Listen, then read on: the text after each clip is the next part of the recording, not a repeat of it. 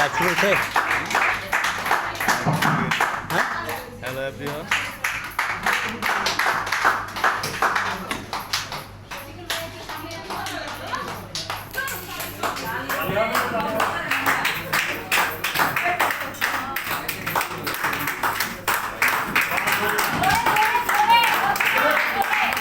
কোনটা করবো আমি তো বুঝতে পারছি না।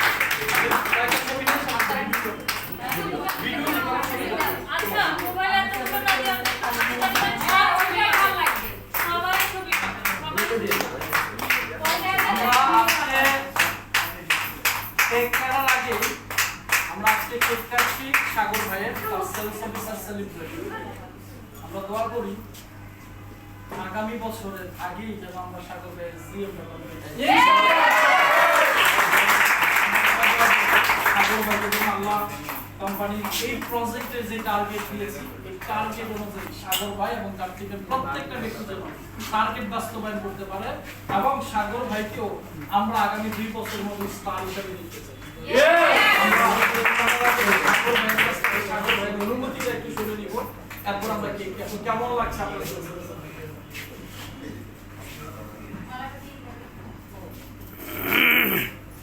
আসসালামু আলাইকুম। অসংখ্য ধন্যবাদ স্যারকে। আজকে আমাকে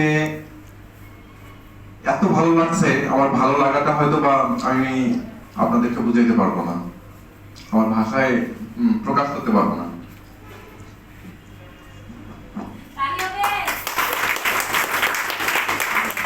আজকে আমি অসংখ্য ধন্যবাদ জানাই আমার মেন্টর স্যার শাহিন স্যারকে, আমার সেলস অফিসার হওয়ার পিছনে যার অসংখ্য অবদান।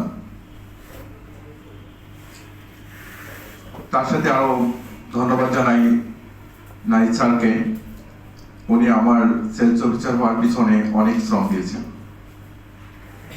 আমার পাশে দাঁড়িয়ে আছেন। আমি মনে করব আমাদের সবারই গার্ডিয়ান মশিরফ তাপস স্যার। উনি যদি একটা গাড়ি যখন তেল শেষ হয়ে যায়, গাড়িটা তেল না দিলে যায় না,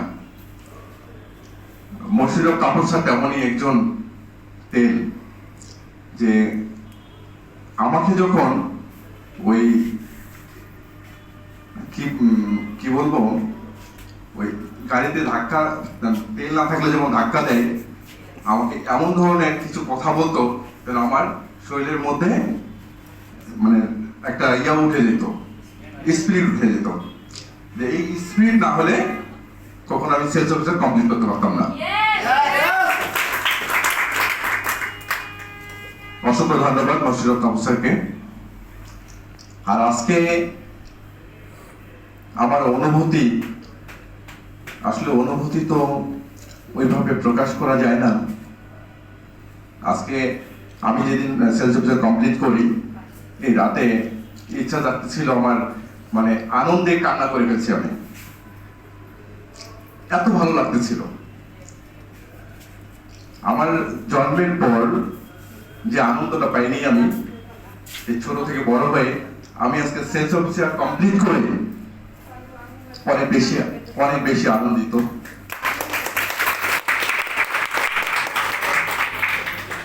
আমার জন্য সবাই দোয়া করবেন। অবশ্যই আমি স্যারের কথার জন্য রাখতে পারি, আমি 1 বছরের মধ্যে যেন আমার জিএম র্যাঙ্কটা কমপ্লিট করতে পারি।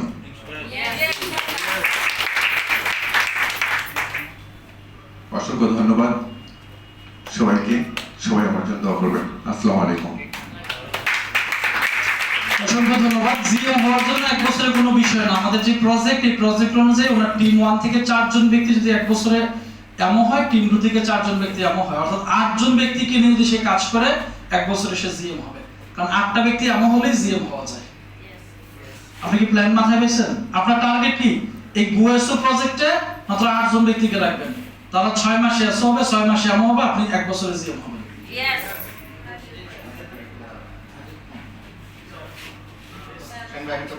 আসসালামু আলাইকুম। ভালো আছেন সবাই?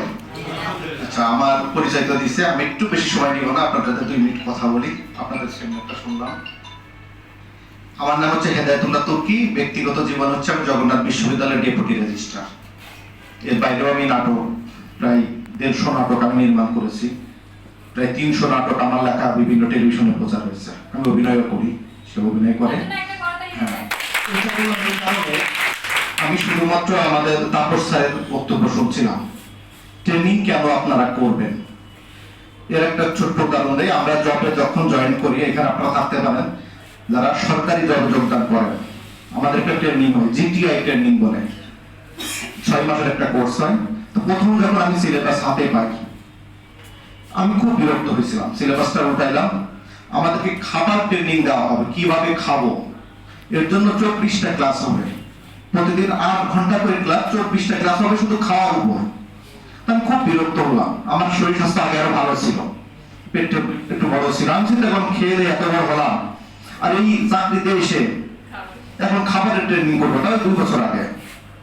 খুব বিরক্ত হলাম যে কে ট্রেনিং করে আসুক, উনি যা শিকারের কাছে বেশি আমি জানি। গ্রামের ছেলে, আমরা অনেক বড় জায়গায় খাই দিয়ে অভ্যস্ত। বিশ্বাস করেন, যখন প্রতিটা সেশন শুরু হচ্ছিল নিজে লজ্জা পাচ্ছিলাম। লজ্জা পাচ্ছিলাম কেন? আমি ছোট্ট একটা উদাহরণ দিই, সবাই বেশি নিচ্ছি স্যার। সেটা হচ্ছে আমার ইউনিভার্সিটি থেকে আমরা মাদক দ্রব্য নিয়ন্ত্রণ অধিদপ্তরের একটা সেলিব্রেশন প্রোগ্রামে গেছিলাম আমাদের স্টুডেন্টদেরকে নিয়ে, রেডিসনে বুফেটে। তা আমাদের স্টুডেন্টরা খুব ম্যাক্সিমাম পাবলিক ইউনিভার্সিটির স্টুডেন্ট হচ্ছে একেবারে গ্রাম থেকে আসে, আমি গ্রামের ছেলে। এই বুফেট খাবার সম্পর্কে তার ধারণা নাই, 5 স্টার হোটেলে গেছে। এরা প্রথমেই বিদেশি খাবারগুলো প্রথম নেওয়া শুরু করছে, কিংফিশ, ওরা মনে করছে ইলিশ মাছ, কিন্তু এটা সামুদ্রিক মাছ, পরে বুঝছে। তা আমি যখন খাচ্ছি, তা আমার হোটেলের ম্যানেজার আমাকে ডাকছে, স্যার একটু এদিকে আসেন, ওরা তো বুঝতে পারছে না, আমরা ওদেরকে একটু হেল্প করি, ওরা কি কি খাবার খাবে। তা বিশ্বাস করে আমিও খাচ্ছিলাম, আমি খাওয়ার সময় আমার স্পুনটা রেখে আমি উঠে গেছি, আসার পর দেখি আমার প্লেটটা নিয়ে চলে গেছে। আমি কিচ্ছু বুঝতে দেয়নি কাউকে। বিশ্বাস করেন, সবাইকে খাওয়া দাওয়া দুটাই দিয়ে আমি নিচে রেডিসন থেকে নিচে নেমে একটা সিএনজি এনে মহাখালী বনানি একটা রেস্টুরেন্টে ধরে নিজে পেট পুরি খেয়ে বাসায় আসছে। আমি চিন্তা করলাম, আমি ওদেরকে নিয়ে আসলাম, আমার খাবার প্লেটটা নিয়ে গেল।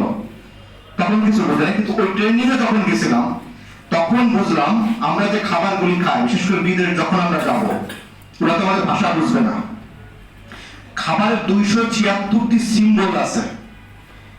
আমার স্পুন মানে আমার চামচ রাখা দেখলে বুঝবে আমার খাওয়া শেষ নাকি শুরু, আমি কি আরো খাবার চাচ্ছি, আরো ভালো হচ্ছে কিনা। এইটা তখন আমার মনে হয়েছে যে এই ট্রেনিংটা যদি আমার থাকতো, তখন ওই লোকজনের সামনে আমার না খেয়ে নিজের টাকায় রেডিসনের খাবার বাদ দিয়ে পড়ালে খেয়ে বাসায় আসতে হতো না। এই জন্য ট্রেনিংটা খুবই গুরুত্বপূর্ণ।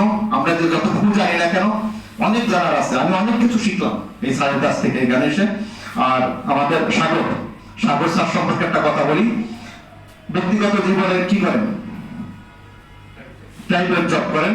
এই সেলিব্রেশন পার্টি যে হচ্ছে, উনি এর মর্মটা এখন বুঝবেন না, অনেক পরে বুঝবেন। শুধু 2টা উদাহরণ দেই। সাকিব আল হাসানের নাম তো সবাই শুনছেন।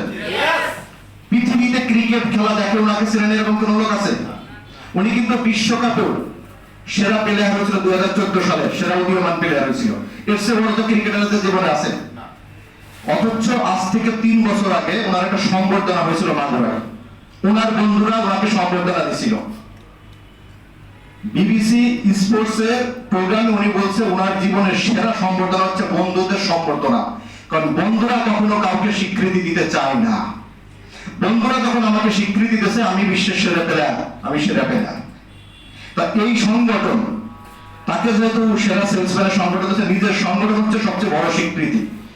আরেকটা উদাহরণ দেই, পেলে এবং ম্যারাডোনা। এই যে আমাদের মুরব্বীরা হচ্ছে পেলের ভক্ত হবে, ইয়াং জেনারেশন ম্যারাডোনার ভক্ত ছিল। বিবিসিতে একটা জরিপ হয়েছিল কে সেরা। বৌদ্ধদের নির্বাচনে ভোটে পেলে সেরা প্লেয়ার হয়েছিল, আর বিবিসি জরিপে ইয়াংদের ভোটে ম্যারাডোনা সেরা হয়েছিল। সাংবাদিকরা প্রশ্ন করছিল কে পৃথিবীর সেরা, বলেন ম্যারাডোনাকে। ম্যারাডোনা বলছে আমার মা বলছে তুই পৃথিবীর সেরা প্লেয়ার, পৃথিবীর কে আমাকে স্বীকৃতি দিল কে দিল না তাতে কিচ্ছু যায় আসে না। তা সাগর ভাই, পৃথিবীর কে আপনাকে স্বীকৃতি দিল কে দিল না কিচ্ছু যায় আসে না। আপনার সংগঠন এই এক্সেলেন্ট ওয়ার্ড আপনাকে সেরা স্বীকৃতি দিয়েছে, এই স্বীকৃতি নিয়েই আপনি অনেক করে এগিয়ে যাবেন। ধন্যবাদ আমাদের কথা বলার সুযোগ করে দেওয়ার জন্য। আমি শাহিন স্যারের হাত ধরে আসছি এখানে দেখতে। আমার জন্য সবাই দোয়া করবেন। আপনাদের সবার জন্য মঙ্গল কামনা করি, উত্তরোত্তর আপনাদের সংগঠন এবং ব্যক্তি জীবনে করেন। কারণ আমি নিজেও যেহেতু একজন গভর্নমেন্ট জব করি এবং হ্যান্ডসাম স্যালারি পাই, আমি বাংলাদেশের 4র্থ গ্রেডের অফিসার, অবশ্যই একটা ভালো স্যালারি পাই। তার বাইরেও কিন্তু আমি অনেক বিজনেস করি, কেন 2 পয়সা ইনকাম করার জন্য। আপনারা অন্যান্য পেশার পাশে পার্ট টাইম এটা করতে পারবেন, সবাই করবেন, সবাই নিজেকে করবো, এই দেশকে করবো, দেশের অর্থনীতি পাল্টে দিব। সবার জন্য রইল অনেক অনেক শুভকামনা। ধন্যবাদ সবাইকে। অসংখ্য ধন্যবাদ জানাচ্ছি ভাইয়াকে। আজকে অত্যন্ত চমৎকার ভাবে কিছু চমৎকার মেসেজ আমাদেরকে দিয়েছেন। এই ছোট্ট ছোট্ট মেসেজ গুলাই কিন্তু এক একজন ব্যক্তির জীবনের টার্নিং পয়েন্ট হতে পারে। আসলে আমাদের লাইফের কোন পয়েন্টটা টার্নিং পয়েন্ট আমরা কেউ জানি না, বাট ছোট্ট একটা মেসেজ, ছোট্ট একটা ইনফরমেশনও আমাদের